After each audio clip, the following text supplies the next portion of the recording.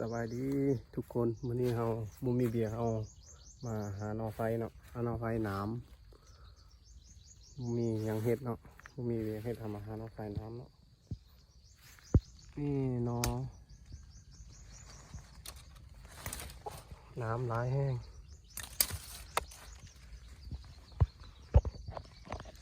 เอาหน่อ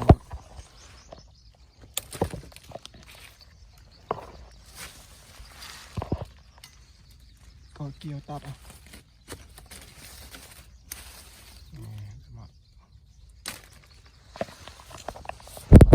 ขาหนอมีซุ้มไฟ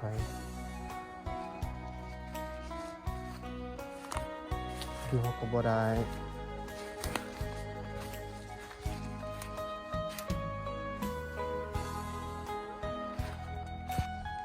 มาหานอนกันเด้อนี่ดูนึงแล้วนี่เห็นบ่น่าจะเอา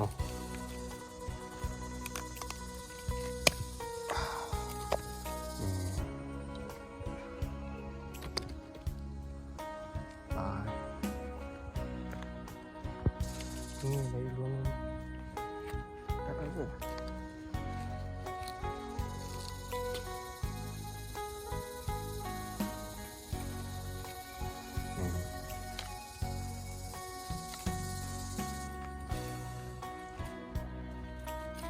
มาจะเข้ารุมไหมเดี๋ยวมึง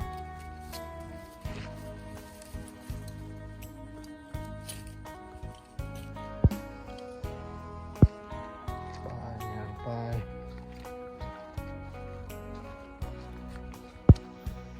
หอนแห้ง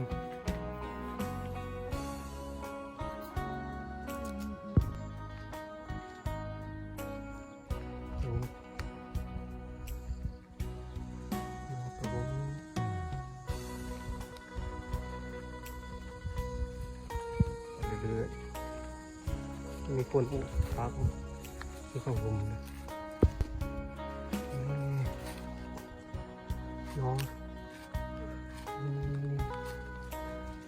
น้องน้ำบอก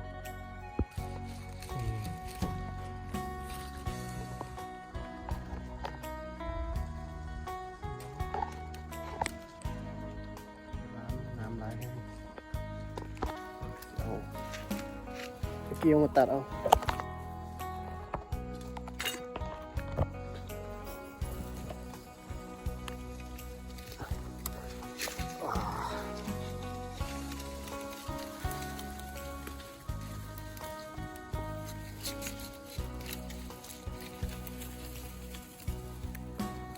น้อย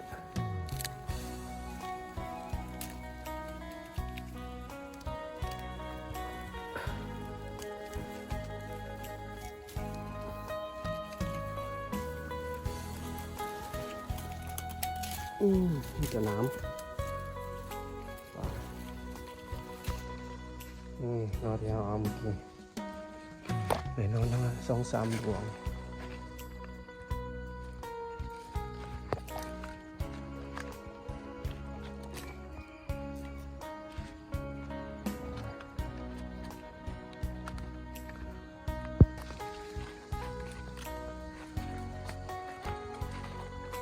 หัวสวย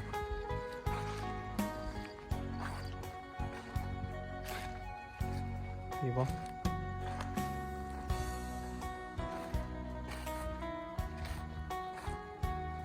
หามาก่อนมาลองติดตามเป็นกันว่าสิได้นอบ่นี่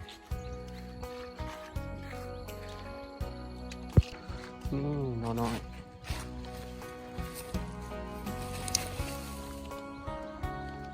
เป็นแบบนี้ก็เอา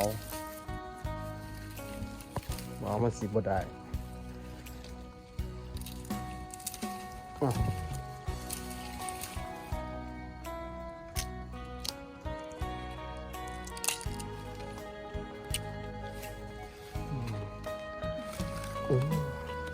มีที่แทงจังเลย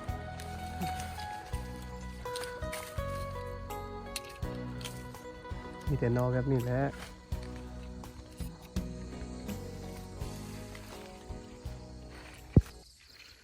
ฮอนแห้งนอกกะหายาบเนี่ย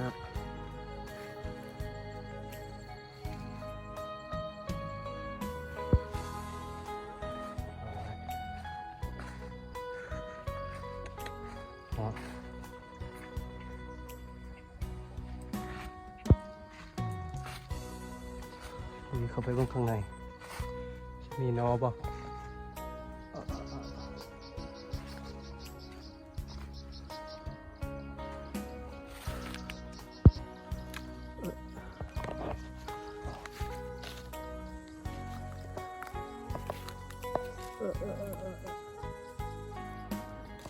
บ่มีแต่น้ำไม่มีนอโอ้ยบ่มีเลย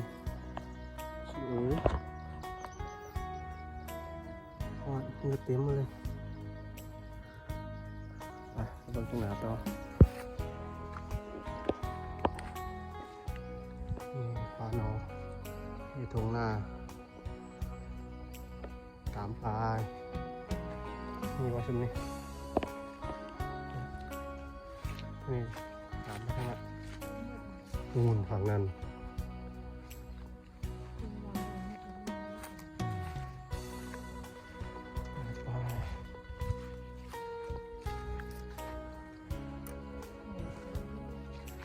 นี่นอของเขาได้หน่อยเดียวก็ได้แกงก็ได้แกงกินตอนข้าวสวยเขาเอาเบิ้งเห็นนอบ่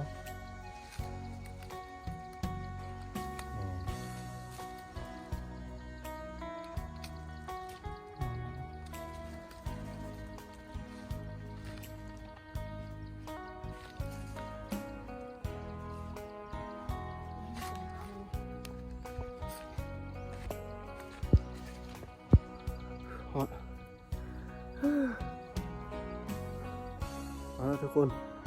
ติดตามมึงเด้อบัดเอาสิได้นอบ่เอาติดตามมึงยาวๆไปเด้อเอาหานอก่อนหาเห็นนอแล้ววันนี้เอาสิเอาให้เบิ่งมันเอาหยากยำใดนอนะอยู่ในเด้อสิให้เบิ่งเด้อเป็นเห็นบ่เบิ่งสิทุกคนมันงอกบ่ไม่ใช่เดี๋ยวเบิ่งเด้อนอนต้นนี้แหละเป็นต้นนอเบิ่งเด้อตามเด้อจะเอาให้เบิ่งมาคุณมันจะเอาให้เบิ่งเด้อจะเอาได้บ่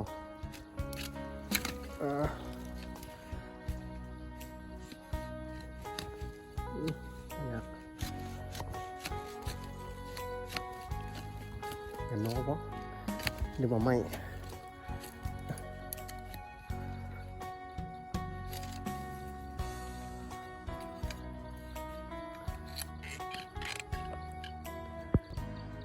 เดี๋ยวเนี่ยตัดเอาสิได้ละสิคาดละลองกันเด้อ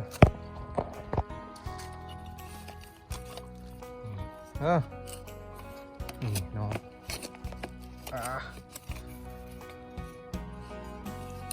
ทำอะไรนี่ลงไงไม่บ่หรือว่าน้องนี่มันยากมาเด้อนอไฟใส่น้ำสิเอาได้บ่เนี่ยเอามาถึงแล้วอยากกินนอนตลาดเขาขายแพงอะไรล่ะนี่ดงไงบ่โอ้บ้านมึงน้ำเต็มหมดไปซุ่มไม้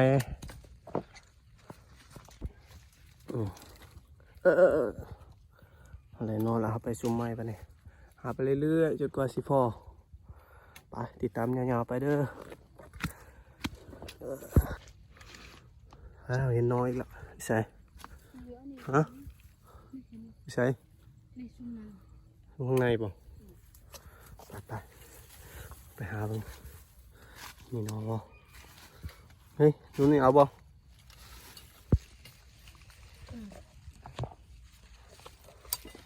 ไปเอาหาไปก่อนอยู่ไส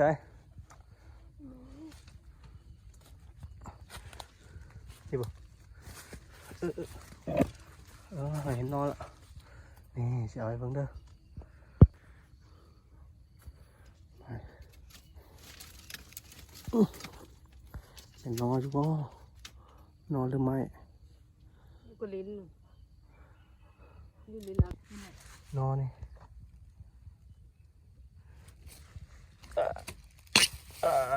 นี่ลงนึงโอ้โหอันนี้นอนนะชัวกดไลค์กดแชร์ให้เด้อกำลังใจหานอเดี๋ยวจะได้เฮ็ดคลิปยังต่อไปโอ้ร้อนน้ำร้ายทุกคนนอกเขามียาวไปไปต้นไฟไอ้ก็บ่มีนอแหงอยู่สูงน้ำร้าย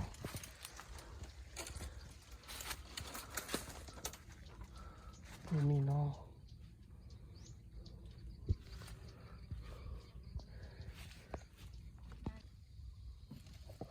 นอนอยู่ในพูนมีแต่น้ำนี่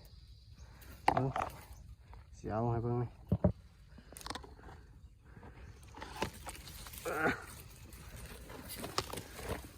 โอ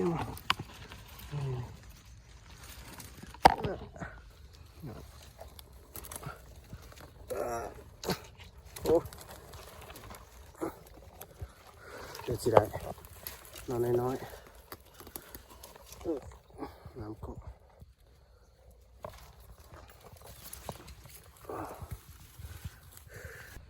ไปแล้วนี่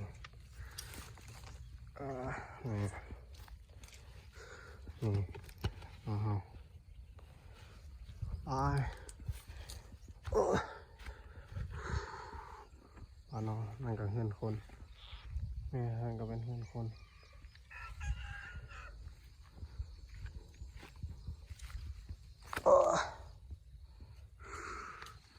ซุ่มนอนเลย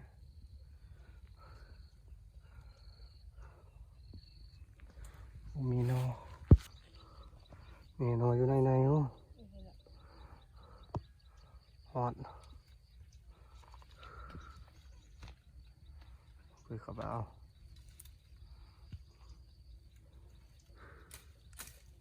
ไม่ร้าย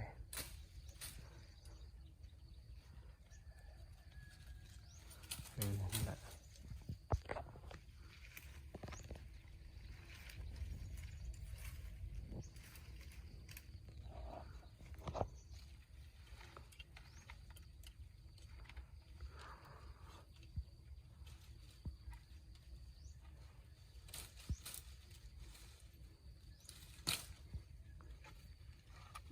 จบ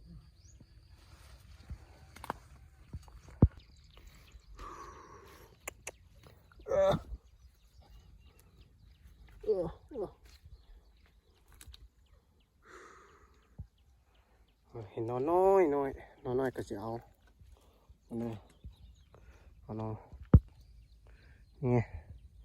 นอนวันนี้สปาร์นอนว่ะตรงนี้นอนอีหยังจังสินี่อย่าที่เขาจุดมันจะออกกินได้ปะไปลองมั้งหายากดื้อ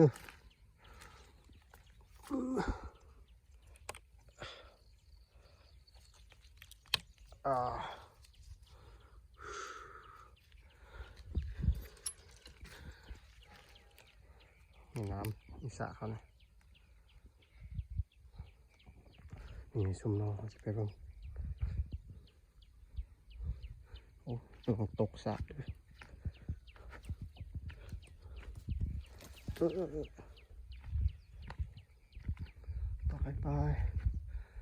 ไปเงาไป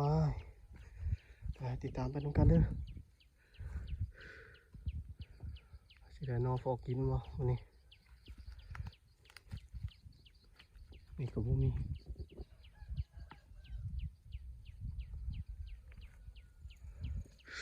น้อยก็ได้เอามันบ่มีน้อยใหญ่เนาะกินน้อยไปก่อนตอนมันน้อยก็ได้เอาบ่มีน้อยใหญ่กินน้อยไปก่อนหอดตอนน้อยใหญ่ออกจริงกินน้อยใหญ่โอ้น้ำชูโอ้เยี่ยมนะเนี่ยน้ำเสียบเขาเกือบยำเลยเกือบไปนี่ว่าสุดเลย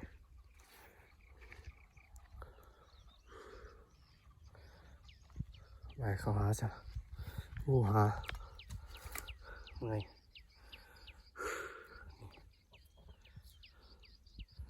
ดูสิไดโนโมเมนต์ง่ายๆ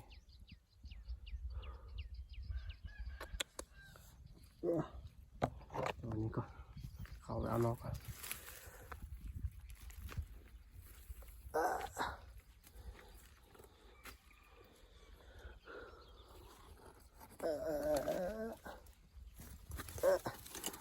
เอานอก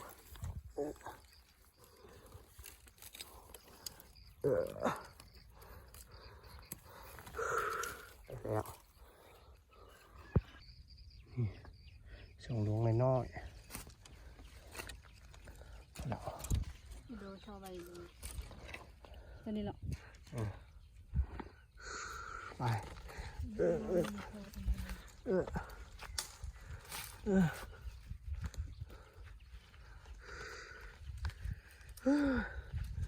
เมื่อย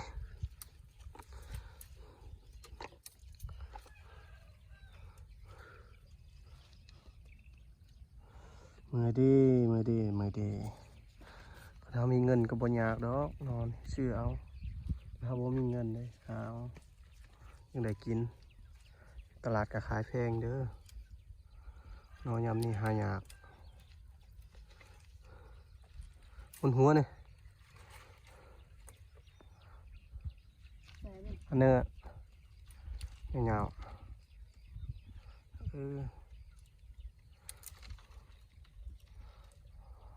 ละ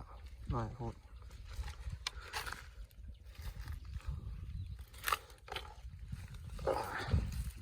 เอาเหรอ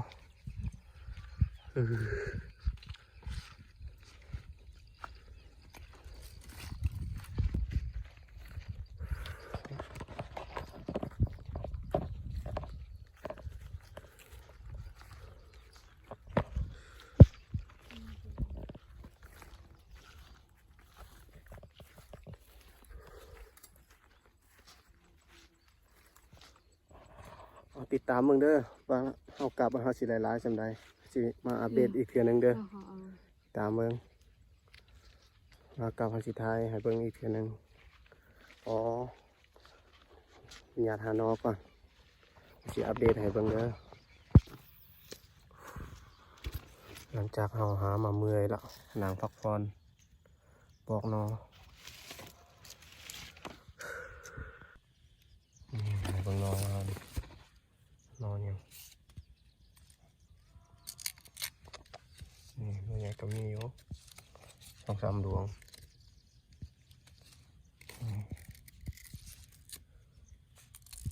ว่าได้กินอยู่ปอกแล้ว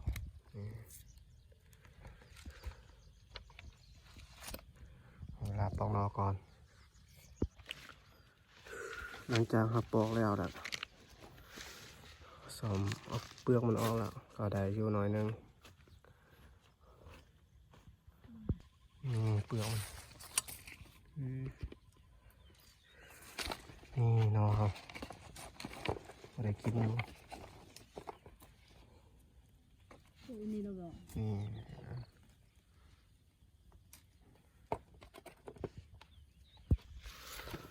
อ๋อขอจบเคียมเป็นคำนี้เนาะผู้ได้มากอ่ะกดไลค์กดแชร์กดติดตามให้ได้เพื่อเทอหน้าจะเฮ็ดคลิปหยังต่อไป